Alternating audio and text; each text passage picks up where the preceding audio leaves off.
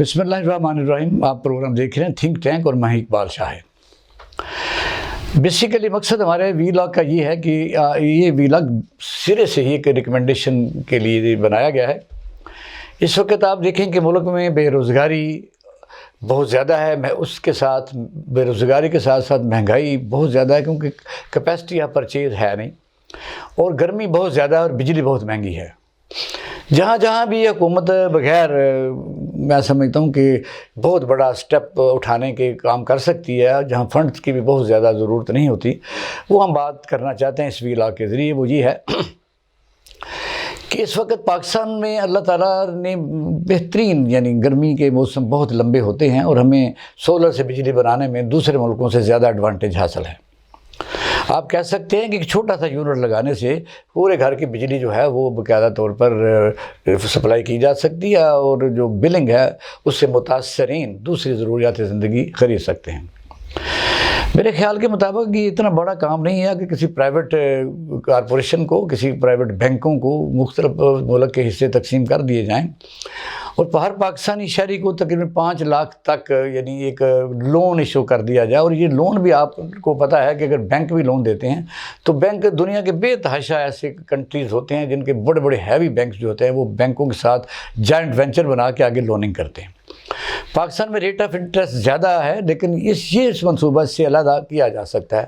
کہ پوری دنیا میں سرمایہ کی کوئی کمی نہیں ہے اور انویسٹمنٹ کے لیے مواقع اتنے زیادہ نہیں ہیں جتنا سرمایہ موجود ہے۔ اس کا طریقہ کار یہ ہے کہ 5 لاکھ روپے تک اگر لون بغیر کسی اس کے شناختی کارڈ پر ایشو کر دیا جائے اور اس کو ڈائریکٹ نہ دیا جائے، وہ سولر کمپنی کو وہ پیسے ٹرانسفر ہو جائیں، اور اس آدمی کو جو بلنگ ہے، سپوز اس کو بلنگ 10,000 روپے آتی ہے تو اس کی بھی آسانی کے لیے آپ 7,000 8,000 روپے اس کو کس طرح رکھ لیں تو بینکوں کا جو میں نے لوگوں سے رابطہ کیا ہے، جو دیکھا ہے، وہ مسئلہ حل ہو سکتا ہے۔ کہ ایک تو ہے کہ 2-3 سال میں جہاں وہ اپنے قرضہ اتار دے گا اور سولر اس کا اپنا ہو جائے گا، اور ملک میں جو بجلی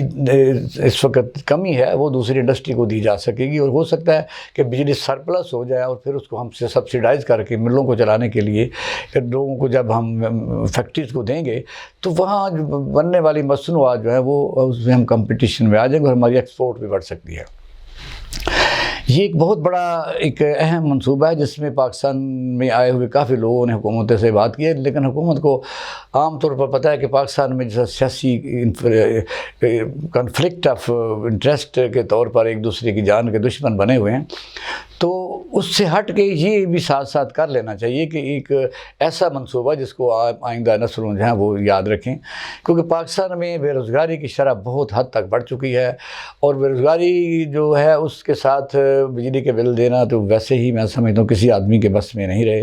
اور یہ سولر جو سسٹم ہے یہ پوری دنیا میں اس وقت کامیابی سے جاری ہے۔ اس کا بڑا وسیع نیٹ ورک کے طور پر لوگوں کو فیسیلیٹیٹ کرنا چاہیے، اور اگر آپ فیسیلیٹیٹ کریں گے تو لون جو ہے، مجھے یاد ہے ایک بڑی پرانی بات ہے کہ وزیر اعلیٰ ہوتے تھے سردار عارف نقوی صاحب، ان کے دوران ملک میں ہر ہاسپٹل میں MRI مشینیں نہیں تھیں، تو ایک کمپنی آئی، انہوں نے کہا جی ہم تمام ہاسپٹلز میں فری آف کاسٹ آپ وزیر اعلیٰ اعلان کریں اور دے دیں۔ تو میں نے پوچھا پھر یہ پیسے آپ کہاں سے لیں گے؟ ان کا یہ اسٹیٹ ٹو اسٹیٹ جب ایگریمنٹ ہوتا ہے تو جو کمپنی MRI کو بنا رہی ہے وہ صرف گارنٹی مانگتی ہے، اور گارنٹی ہے کہ ان کے بڑے نامینل سے چارجز ہوتے ہیں، اور جس وقت ہاسپٹل کو آپ دے دیں گے تو ان سے آپ سروس چارجز کے طور پر، یا سمجھ لیں جس نے MRI کروانی ہے اس کی جو بلنگ ہے اس کو آپ کمپیوٹرائز کر کے تو اس کی ایک چھوٹا سا حصہ ایک طرف آپ کو سیو کرتے رہتے ہیں، تو پیسے بھی بالکل اتر جاتے ہیں، اور جو انڈسٹریز کو بنا رہی ہے اس کی انڈسٹری بھی چل جاتی ہے۔ دنیا میں، پوری دنیا میں اصل میں آئیڈیاز چلتے ہیں، آئیڈیاز کے اوپر ہی ساری دنیا قائم ہے۔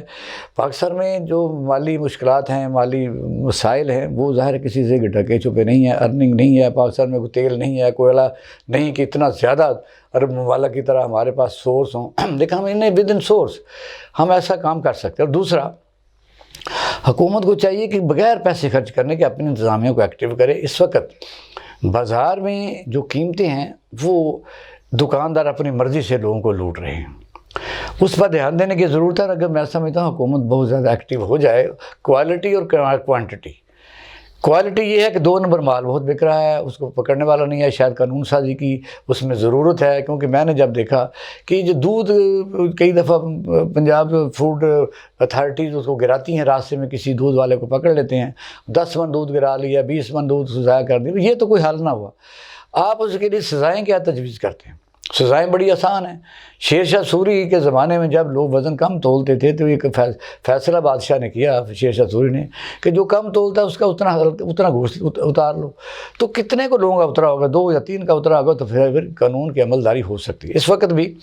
میرے ذہن میں یہ ہے کہ جو بھی آدمی جیلی یا پاؤڈر یا کیمیکل کا دودھ بنا کے لاتا ہے، اسے پکڑنے کے بعد ایک اگر چوتھا ایسے ہی اس کو کہا جائے کہ آپ یہ دودھ پئیں گے اور اس کو باندھ کے اس دودھ وہی پلایا جائے، تو یا تو پھر بچ جائے گا یا پھر لوگ بچ جائیں گے دودھ پینے کے بعد جو مر رہے ہیں۔ تو اس طرح بڑے حل موجود ہیں دکانوں کے اوپر، سٹورز کے اوپر۔ ایک سٹور دوسرے سے نہیں مل رہا، دوسرا تیسرے سے نہیں مل رہا، اور خاص طور پر جو اس وقت چینز ہیں، چینز نے اپنا وکھرا ایک مصیبت بنائی ہوئی ہے کہ وہ جب کسی کو چیز دیتے ہیں تو 1 روپیہ تو کاٹتے ہیں FBR کی طرف سے، لیکن وہ لفافے کے 5-10 روپے بھی کاٹ لیتے ہیں۔ اور پھر یہ کہ قیمتیں جب اوپر لکھی ہوتی ہیں، جب ان سے کہا جاتا ہے کہ یہ تو اوپر یہ قیمت یہ لکھی تھی، جب آپ نے کمپیوٹر میں ہمیں کوئی سلپ دی ہے تو قیمت زیادہ، وہ کہتے ہیں جی ہمیں بھول گئے تھے، ہم نے اوپر چٹ کو پڑھا نہیں۔ میں سمجھیں بہت بڑا فراڈ ہے حکومت پنجاب کو بھی، سارے پاکستان کی حکومت کو اپنے صوبائی سسٹم کے تحت اپنے ڈپٹی کمشنر کے تھرو ایسے قوانین جو ہیں ان کی مزید امینڈمنٹ کی اگر ضرورت ہے، اور پھر ان کو جرمانہ وغیرہ کرنے کے لیے جو میجسٹریسی نظام اس وقت کمزور ترین سسٹم ہے اس کو بھی فیسیلیٹیٹ کرنا چاہیے۔ مجسٹریٹ کو گاڑیاں دینی چاہیے، مجسٹریٹ کا ریڈر ہونا چاہیے، مجسٹریٹ کے اختیارات ہونے چاہیے، اور مجسٹریٹ کے پاس پاور ہونی چاہیے، تو تبھی یہ مسئلہ حل ہوگا۔ میں سمجھتا ہوں کہ سب سے اہم ضرورت اس وقت جو ہے وہ یہ ہے کہ عوام کو خالص کوالٹی کی چیز فراہم کی جائے، اور کوانٹٹی ٹھیک ہو، اس کی پرائس ٹھیک ہو۔ اپنا خیال رکھیے گا۔ پاکستان زندہ باد۔